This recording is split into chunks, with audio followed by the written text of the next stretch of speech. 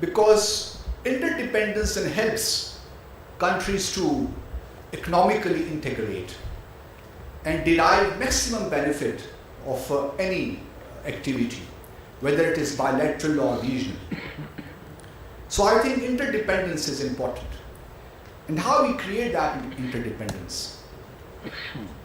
As I said earlier, the balance of trade is heavily in favor of India. Despite the fact that Pakistan was extended given MFN status back in 1996. So there are strong apprehensions in Pakistan that if Pakistan were to extend MFN, or now as it is called non-discriminatory market access to India, we do not know what will happen to our economy. So in order to address Pakistan's concerns, I think India is a big country, our bigger neighbor. It will have to take certain measures whereby Pakistan exports are enhanced to India. And I do not know what those special steps can be, but I think this forum can come up with some suggestions. We have been talking about removal of non-tariff barriers. Obviously, when it comes to Pakistan, we do expect India that our neighbors should not apply those non-tariff barriers across the board and show some flexibility when they are applied to Pakistan. For example, sanitary or phytosanitary standards. There are certain exports, items, tariff lines which can be exported to India, but obviously we are at this point in time not in a position to meet those very, very high standards. So we need to see and adjust our economic policies or approaches in order to inject some confidence into the business community of Pakistan as well.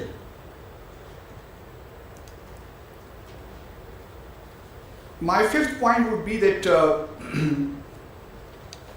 Pakistan, no doubt, is facing many challenges internally and externally,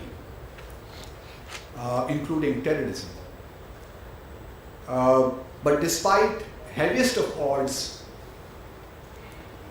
Pakistan and its people have shown enormous resilience to get to grips with these problems. As you all know that at present we have been undertaking, carrying out operations in North Waziristan, and terrorism is the issue which has caused enormous problems for us, and at the moment we are dealing with that. We are very happy that we have been able to make a fresh beginning with Afghanistan after the change of government there. And both our countries are coordinating very closely to extirpate terrorism, and we are also trying to promote intra-Afghanistan reconciliation as led by Afghanistan government itself. Because peace and security in Afghanistan is a kind of sine qua non for us, for our own stability and progress. And we hope that all the regional countries would try to facilitate this process rather than creating problems for us to deal with the issue of terrorism.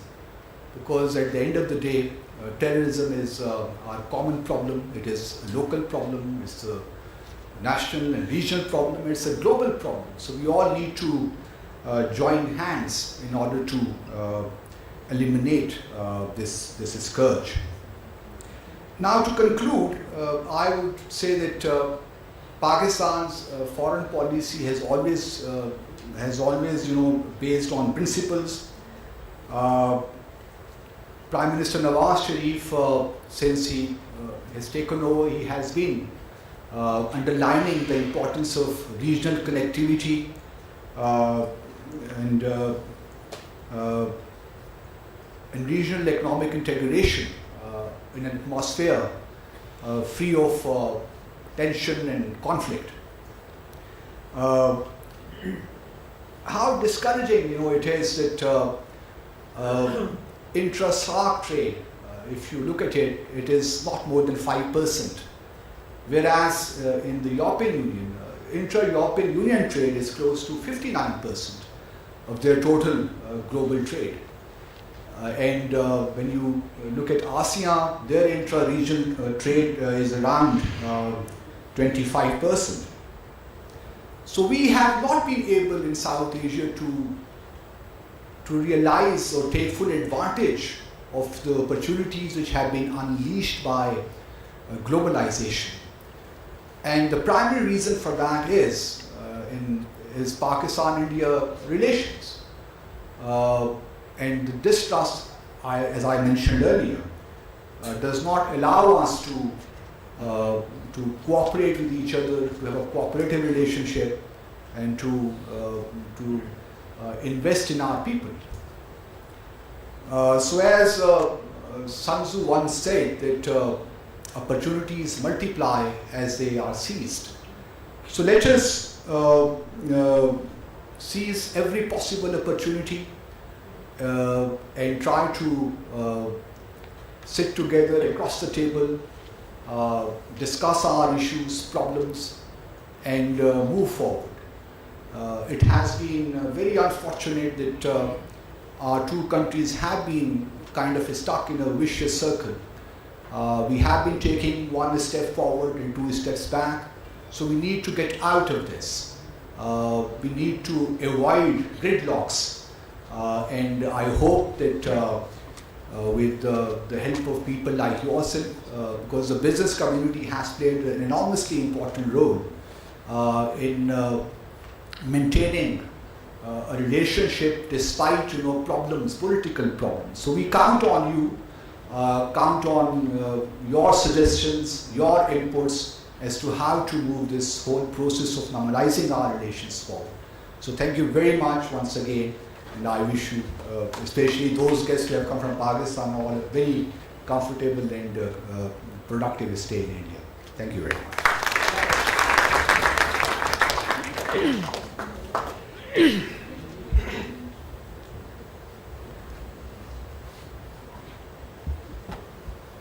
Thank you, Ambassador Basit, for sharing your very candid views with us.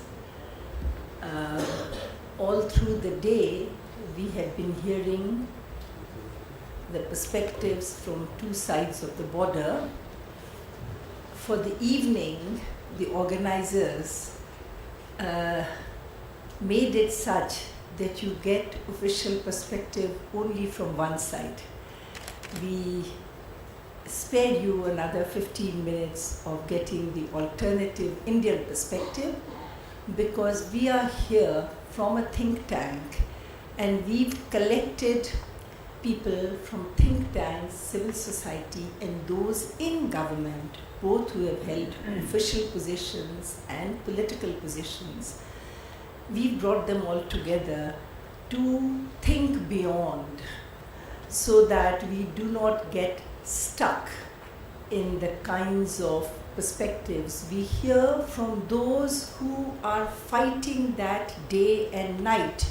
So we don't blame them, because these are real bottlenecks. But we also know that the only way to transcend this is to really get all sides together and keep the official perspective on the side and see how we can overcome challenges which may seem insurmountable, but we know that we can. So with that little intervention, I'm now going to turn to my colleagues here, two from India, two from Pakistan. I'm afraid, Rakesh, right now, you're the only one until Suleri turns up, so I'm going to ask you to take the lead. Mr. Rakesh Bharati Mittal is the Vice Chairman of Bharati Enterprises, one of India's leading business groups with interests in telecom, agribusiness, financial services, retail, realty, communication, and they have not listed education, which I am adding here, Rakesh, because you are doing wonders in that sector as well. What you all have the detailed profile in the handouts. So let me turn to Mr. Mittal to give us your hard thinking on how we can break these barriers and move ahead.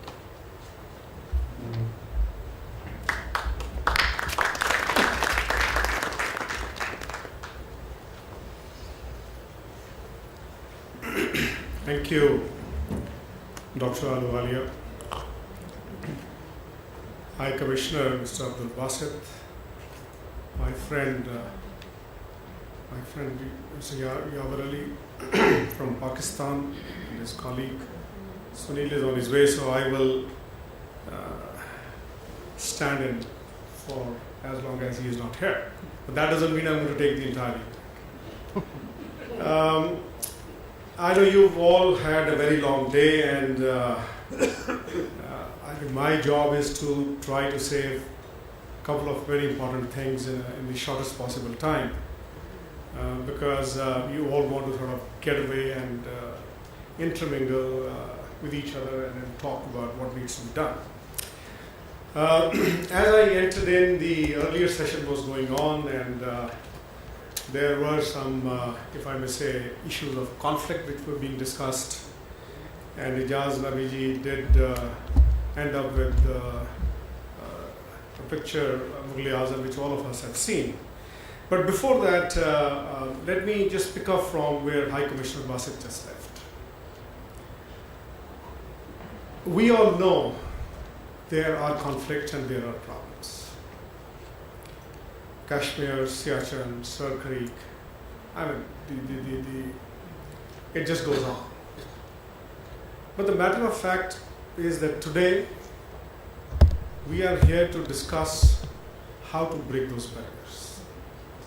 And I go back to my first visit to Pakistan when President Musharraf was in the hot seat, and I had the opportunity of leading the business delegation with Captain Amrinder Singh, the then Chief Minister of Punjab. And things haven't changed. 2004 to today, we are 11 years away. These same things are being discussed. I also had the opportunity of chairing a business session in Indo-Pakistan on the eve of SAARC summit, which happened last year. And there's no difference in what I heard today and what I heard then and what I heard 10, 11 years ago. But what I am reminded of is this discussion which happened in Islamabad. And I go back now to the medical term. All of us know when we have a heart problem, we go to the doctors, and the doctors recommend bypass.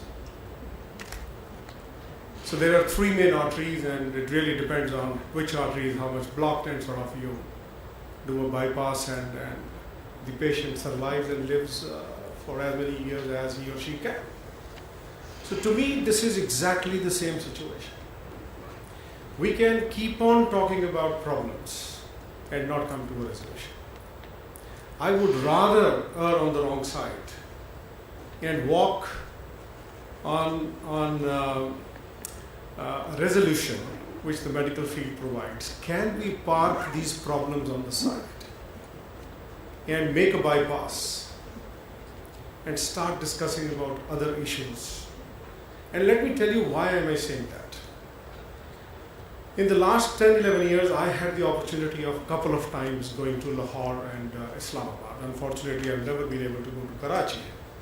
And similarly, we've hosted our friends from Pakistan here in Delhi, Chandigarh and Punjab. Every time I go, my friends in Pakistan, and not only that, I mean, when I go out in the market, what do I hear? He says, leave the government. Why can't we talk to each other directly? When I listen to what my friends in India say, the same thing, let's leave the government out. So there is a merit of that. And let me tell you, we still talk to each other. I mean, for the last while, the telecoms have not opened on roaming with each other, and that's a problem which I always have. And so I assume each one of you have when you come in here. And I remember quoting this to President Musharraf. Taiwan and China at that point of time were not on talking terms. No flights, no direct connection, no ships, no emails, no telephones. Everything was done via Hong Kong. $80 billion trade in 2004-05. And 80% of that was exported by Taiwan to China. Being a very small country to a very large country. And I said, that is what India presents. Maybe yes, in the initial stages, there may be some imbalance of trade. But can someone tell me, all of us are businessmen and all of us are policymakers and part of the think tank. I cannot go and park my produce in Pakistan if the consumption is not there. I'm not there to just issue an invoice and go and fill up the warehouses. There has to be consumption. India offers a much bigger market. But having said that, again, I'm not going to go into the matter. The point I'm trying to make here is, we will have to start thinking in a very positive way. Indo-Pakistan Joint Business Forum, which is ably being led by my friends Yawar Ali and Sunil Munjal, I think we have done some very, very constructive work. There have been joint recommendations, which I'll just talk about. High Commissioner talked about a level playing field. We made a joint recommendation both from India and Pakistan side on bilateral agriculture trade agreement for the two governments to sign that and move forward. You talked about, sir, non-tariff barriers. India granted most favored nation. We are still waiting for the NDMA. Again, I'm not making it a point. I'm only trying to say here is business and trade coupled with cultural exchanges will bring these two countries together. And lo and behold, if the problem still exists at that point of time, if we have lived for the last 60 years on Kashmir problem, can we just give the next 2 decades on business and trade to move forward? And then revisit this. I can assure you, this will not be a problem after 20 years. Because the reason is, the younger generations in India and Pakistan don't and will not carry the legacies of 1947. And that is a positive which I see. Two largest economies of South Asia, despite having all the business linkages, rail, road, communication, train, everything is available. But we do trade through third party countries. I mean, we are actually boosting their economies for doing a trade which can be done across the border. So that's the first one. The second, I also believe both India and Pakistan have diversified basket of products and services which can be beneficial to the consumers on both sides. And that is where I have been talking to my business friends in India and my friends in Pakistan. Let us keep for the time being our vested interests on the side and think about what does the consumer need. I can understand when I talk about agriculture, we have to protect farming community on both sides, and we have come up with a mechanism which I will just share. So I see clearly huge opportunities on bilateral trade.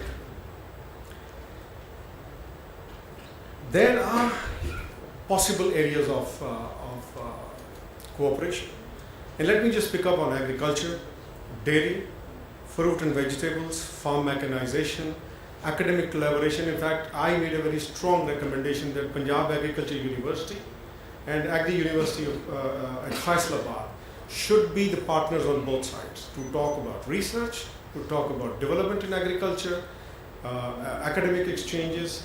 In fact, I said, can we look at few thousand acres of land at the border as no man land? And the research should happen there, because Lahore, Punjab, Pakistan and Punjab, India have both agroclimatic zones which are the same. So why should we not actually benefit from each other research and development activities? I mean, the list goes on and on. And that is exactly what we are doing at the Indo-Pakistan Joint Business Forum, improving awareness about each other's competencies. And I can tell you, I can't, and India just cannot produce everything and supply to Pakistan. Cannot. It never happens like that. It has never happened in the world. Opening of new land routes for trading, and that's what we have been pushing. Development of inland container depots, skill development initiatives, etc. And I keep hearing from the current under $3 billion, why should we not look at a $5 billion bilateral trade? Believe you me, it's a very small number which we talk about. This can be 10, 15, $20 billion of bilateral trade. Because what happens is Pakistan imports lot many products which India produces, but doesn't import from India. India imports a lot of products which we don't produce, but Pakistan produces, we don't import from. So there are opportunities there. And that is exactly what we have done on the agriculture front. It was, I think, last August we had the forum meeting here in Delhi. And I remember, I think 7th August was when we signed the bilateral agriculture trade agreement. And the idea was market access, domestic support, export competition, and agreement on sanitary and phytosanitary issues. Now, I did hear about the sanitary and phytosanitary issues. Can we come out with an ideal list which will meet both sides? The answer is no. But can we come out with few low-hanging fruits which can at least kickstart the bilateral trade activities? So 3 points we looked at. The first was items mutually beneficial to both the countries should be freely allowed. Tea, coffee, cotton, papaya, pineapple, pine nuts, palm oil, dates, soybean oil, and so on and so forth. The second was a trigger-based mechanism, where for seasonal items, season-based agriculture produce, mangoes, quinoas, guava, trade could be allowed outside the normal harvest time in each country. While India produces quinoa, Punjab produces quinoa, but I think the quinoa concentrate to make juice, you have the best technology. Why should I not be able to use that? I don't. So the mechanism which we have said is that to ensure returns on farming community on both the sides, minimum and maximum prices need to be fixed by each government based on reasonable margins. Exports should be free if the price falls below the minimum, and imports should be allowed automatically if the prices go above the maximum benchmark. So we have kept in mind that farming communities on both sides should not suffer. We need to protect the farmers. And the third is a separate sensitive list of agriculture will be worked out, because SAFTA in its present form does not cover agriculture, and we thought these are the 3 big issues. If you can push through the bottom, it can at least kickstart the trade on both sides. And the last point which I want to make is, and this is an idea which I floated in 2010 or 2008 when I was at the Aman Ki Asha in Lahore, was the Punjab cooperation. I firmly believe that both Punjabs can be the gateway to opening up relationship, opening up business and trade, and opening up of cultural exchanges between the 2 countries. We speak the same language, we eat the same kind of food, we speak, all our, if I say living traditions are more or less the same. There's no difference. And I, in fact, asked the Punjab Chief Minister Prakash Singh Badalji, who invited Mr. Shahbaz Sharif, and I hosted the first conference, Punjab Cooperation at Ludhiana. And the idea was that can we make this an institutionalized annual event? 1 year Punjab India, 1 year Punjab Pakistan Lahore. And 2 things which I talked about was make an advisory council on both the sides, But more importantly, with every business meeting we have, let's put a cultural or a sporting event around that. Because that is again very common to the two Punjabs. So in the end, I can only say that we can keep looking at the darker side of what is happening on the ground. I am a born optimist, so I generally flip the coin and look at the brighter side. And I believe there are opportunities waiting on both sides. And we need to just start moving, taking small steps, which will become giant steps and giant leapfrogs. Let me also end with, because Ijaz did talk about Mughal-e-Azam, and I will go back to Mughal-e-Azam. There was again a sentence which Akbar says, and this is in the Darbar when he's sitting, and blood-soaked clothes of Salim are brought into the Diwan-e-Aam. And Akbar says, "Aaj Salim Akbar ka janishin ho gaya." Believe you me, all of us who are making these initiatives and efforts of bringing the two countries together will think of the same thing when we see a brighter. Thank you.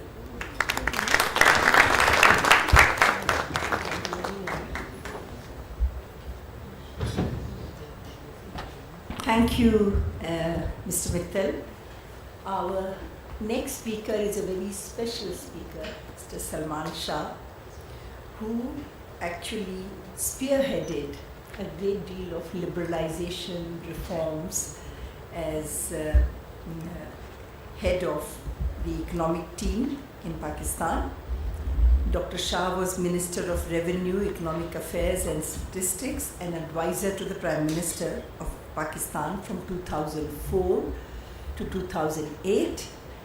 And his background is one of a professional and a businessman. He is the founder and CEO of Bridge Asia Financial Services, which was founded in 2009. So who better than Mr. Shah to give us his perspectives on where we should be looking to break these janjeers. Thank you.